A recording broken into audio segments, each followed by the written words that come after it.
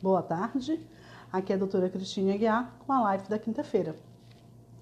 Hoje eu vou falar sobre um tema que me foi sugerido por uma das seguidoras aqui do Face. Eu vou falar sobre hipotonia. Quando ela me perguntou sobre hipotonia, eu falei que ela procurasse, que já deveria ter material feito sobre hipotonia.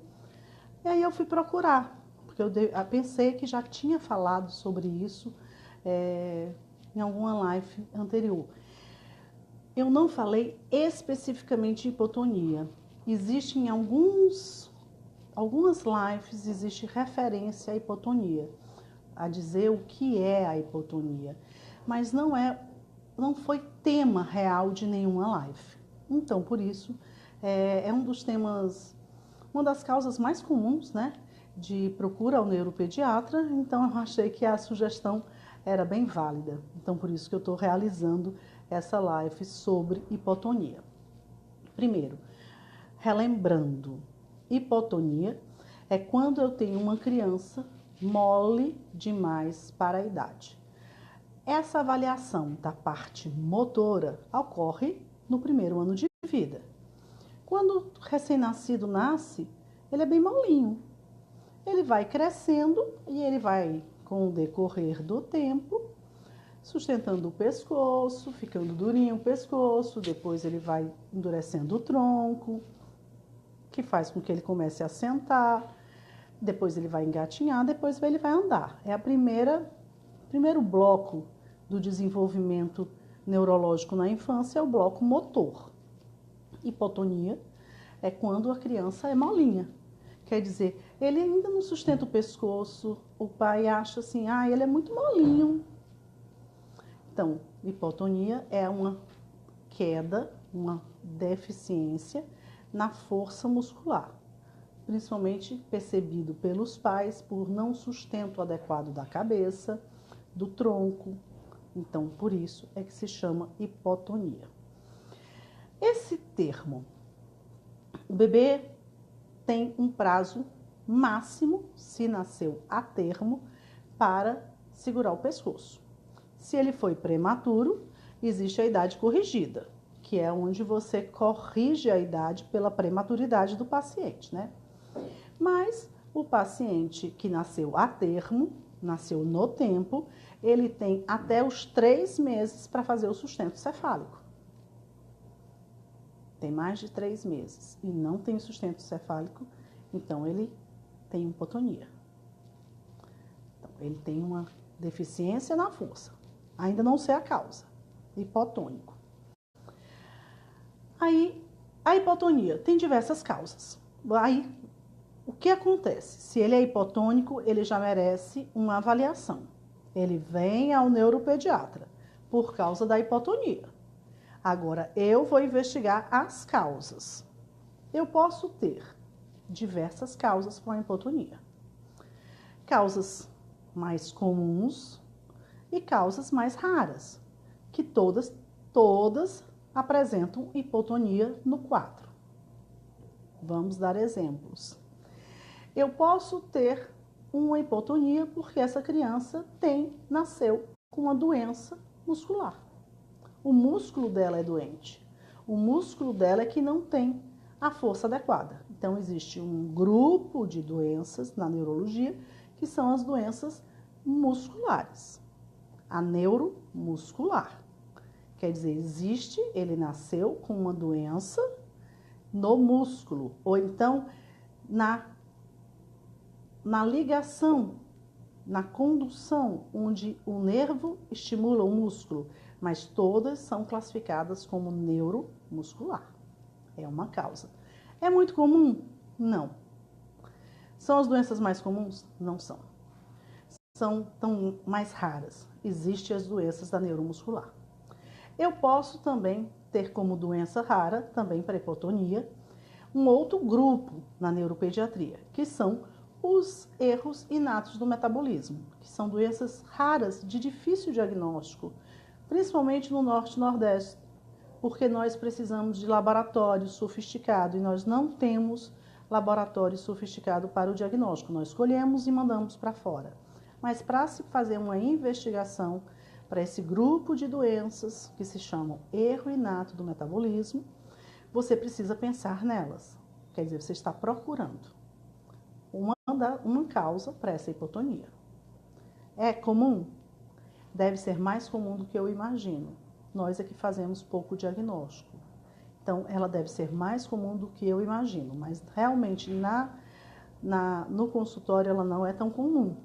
No serviço público, então, ela é muito rara, porque quanto menos condições de investigar, menor o diagnóstico que eu faço, né?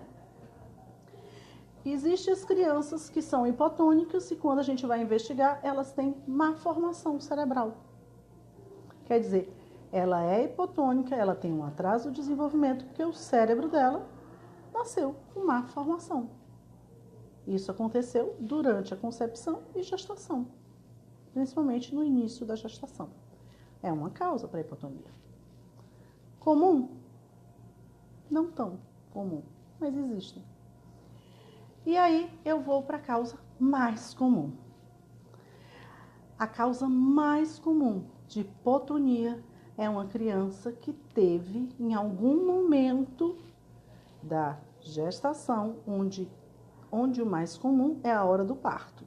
Porém, pode acontecer na gestação. Houve a falta de oxigênio. A criança que demorou para nascer. A criança que sofreu para nascer. A criança que nasceu roxa. A criança que não chorou ao nascer. A criança que precisou de oxigênio ao nascer. Quer dizer, nós precisamos de oxigênio. Se na hora do parto, o parto foi demorado, foi trabalhoso, foi indicado uma cesárea porque ele já estava em sofrimento fetal. Sofrimento é porque ele já tem sinais de que está faltando oxigênio a ele.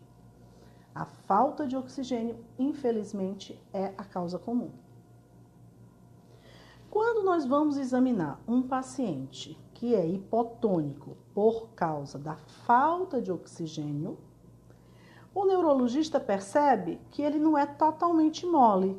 Ele é muito molinho no tronco, no eixo, mas os braços e as pernas dele possuem até um aumento da força. Ele tem braços e pernas um pouco difíceis de você abrir e fechar, porque o padrão mais comum é hipotonia de eixo com aumento da força, que é a espasticidade axial, que um médico que tem experiência no exame neurológico consegue perceber. Mas a espasticidade axial, esse aumento da força de pernas e braços, não é muito bem percebida pela família quando o bebê é pequeno. O que mais a mãe chama atenção é a hipotonia, a perda do tônus, a perda da força do eixo, que é do pescoço e do tronco. Então, realmente a mãe percebe muito mais a hipotonia do que a espasticidade axial. Tem aqui o grupo da síndrome de Down, a mãe está colocando, síndrome de Down é uma síndrome genética que cursa com hipotonia. Então, um bebê com síndrome de Down é um bebê hipotônico, ele é mais molinho do que os outros. É verdade, é uma causa genética. Quer dizer, esta síndrome de Down, como outras síndromes, elas cursam com hipotonia. O bebê, ele não realiza esses ganhos motores na idade correta. Então, chega na época que ele teria que sustentar o pescoço, ele não sustenta, teria que rolar e ele ainda não rola. Ele não realiza esse ganho no processo do desenvolvimento dele, do bloco motor, no tempo adequado, certo? A Daiane, que foi quem me pediu a live, está dizendo que a filha dela tem microcefalia e paralisia cerebral e que não tem o controle do tronco, que ao nascer teve 3 paradas cardiorrespiratórias. Então, ela teve a falta do oxigênio, que é a causa mais comum. Quando o bebê, o que era mais fácil de perceber? A hipotonia.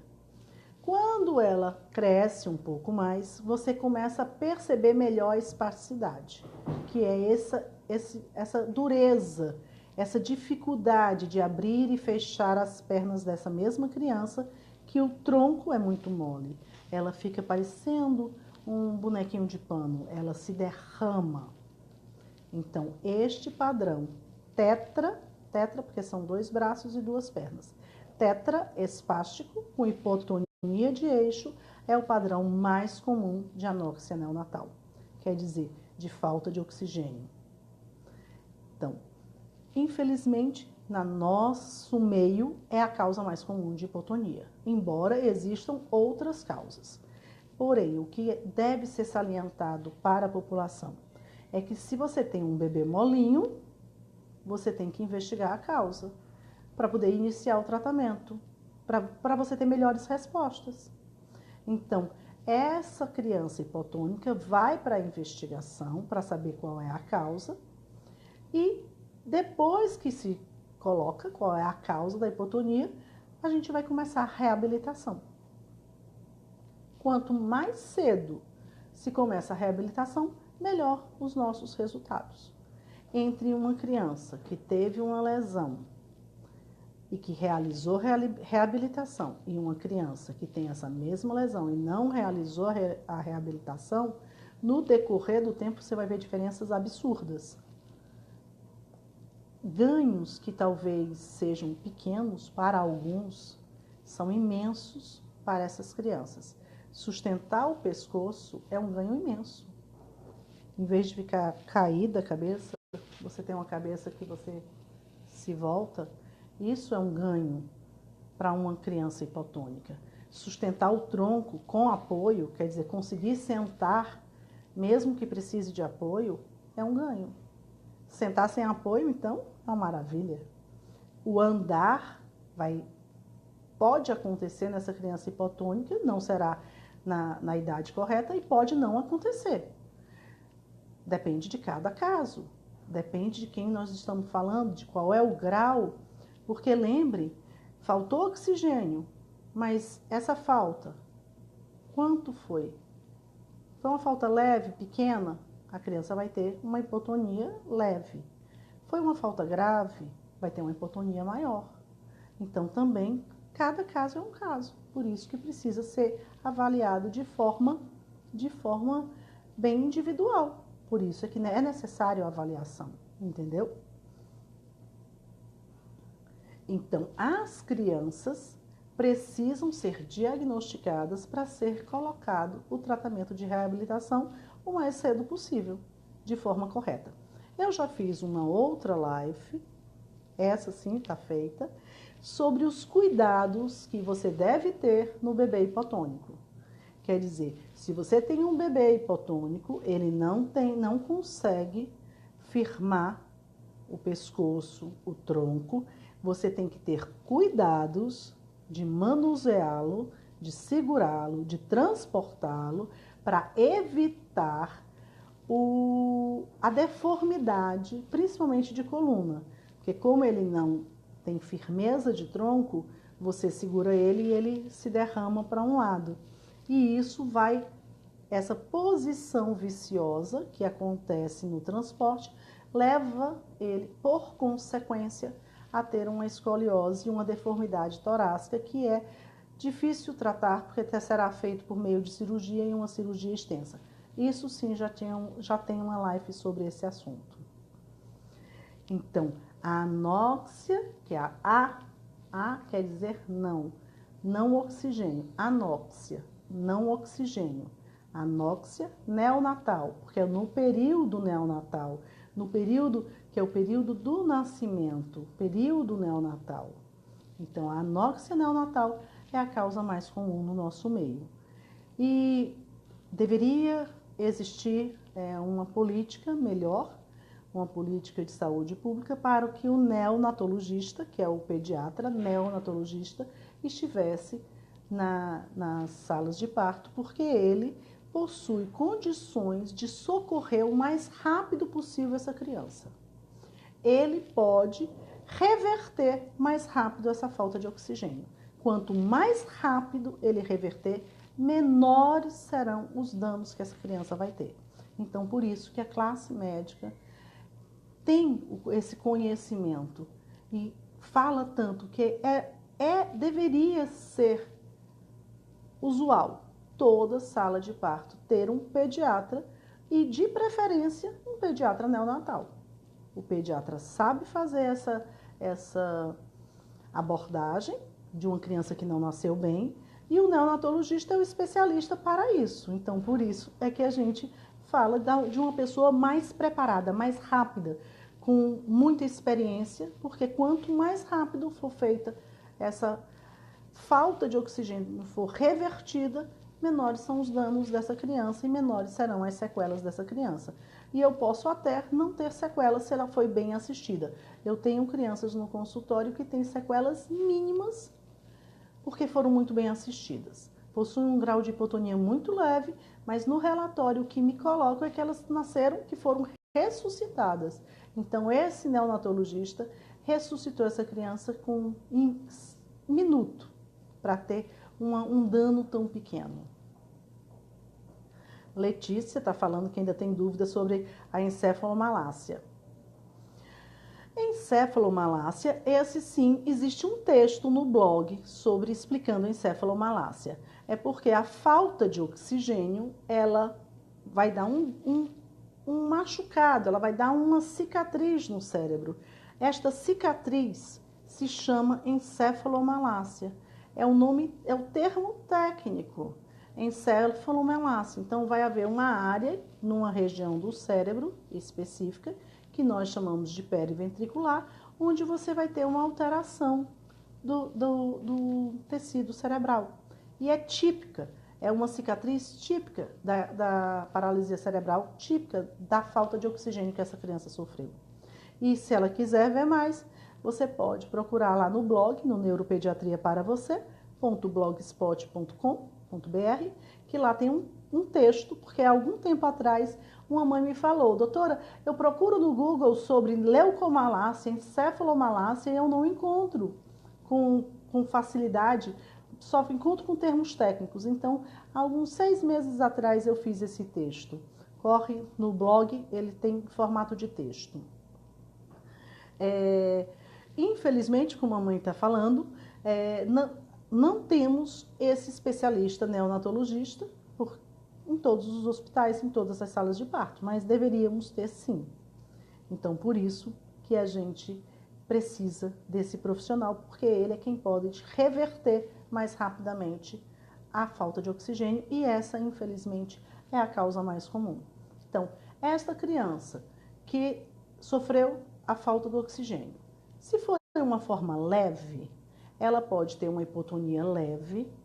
Depois do bloco motor, nós vamos ter a aquisição de linguagem, que é o segundo bloco do desenvolvimento neurológico. E depois nós vamos ter o bloco que é da parte do pensar, da cognição. Cognição é todas as funções cerebrais do pensar, do raciocínio, da memória, da concentração, da atenção. Então, quem sofreu uma falta de oxigênio pode ter atraso em todos os blocos, ter atraso motor, de linguagem e cognição, pode não ter motor ou ter tão pequenininho que passou desapercebido e você ter na parte cognitiva. Então, existem graus tão variáveis. Na medicina, tudo é assim. Você pode ter uma conjuntivite leve e você pode ter uma conjuntivite gravíssima. Quer dizer, ambas são conjuntivite, mas o grau mudou. Você pode ter uma reação alérgica simples e você pode ter uma reação alérgica do tipo anafilático. Quer dizer, o grau muda. Então, na encefalomalácia também muda. Na anóxia neonatal muda. Então, tem crianças com história de anóxia que você só vai perceber o prejuízo dele quando ele chega numa idade escolar, porque com 1 ano eu não posso muito bem avaliar as funções cognitivas. A minha avaliação é muito simplificada.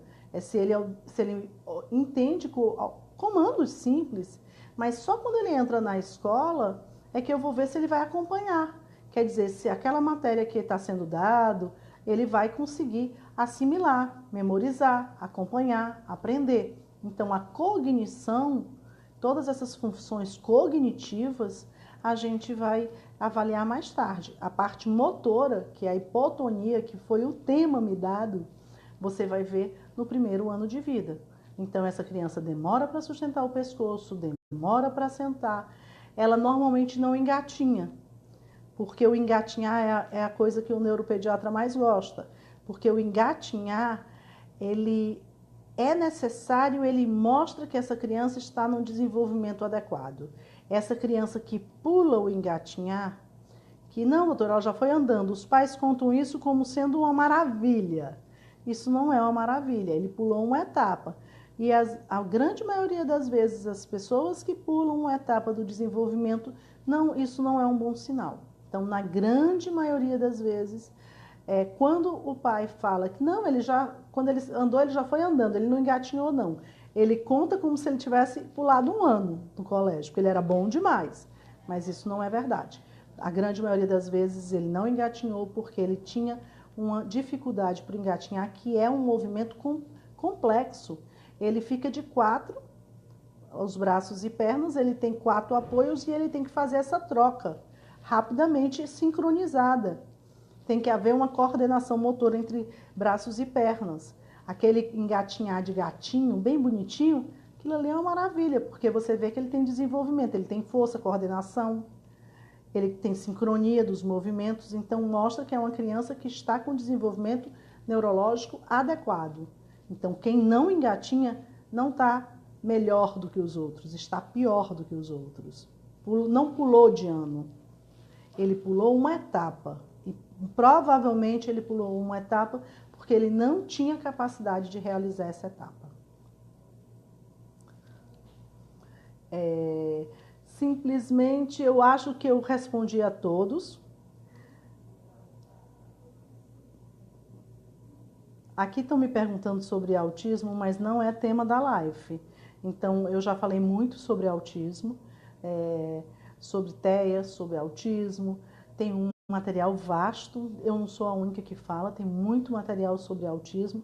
Procure no meu canal no YouTube, já está separado os assuntos, e o autismo é um assunto que já foi abordado de diversas vezes, mas esse não era o tema desta live, certo? Peço que compartilhem a live, peço que deixem seus comentários, que digam da onde estão me seguindo, que mantenham essa interação que é importante para a página, que é importante para que eu saiba o que interessa a vocês ouvirem, para que eu possa fazer uma página interessante, uma página que realmente esclareça o que os pais, o que os professores, o que os pedagogos, o que profissionais que trabalham e que vivem e que necessitam de conhecimento que eu possa dar da neuropediatria, certo? Então, acredito que a Daiane conseguiu entender o quadro de hipotonia, tá certo? Então, até a próxima quinta com outro tema. Quem tiver Instagram, daqui a pouco, às 17h30, eu começo a falar sobre um outro tema no Instagram, tá certo? Um beijo para todos.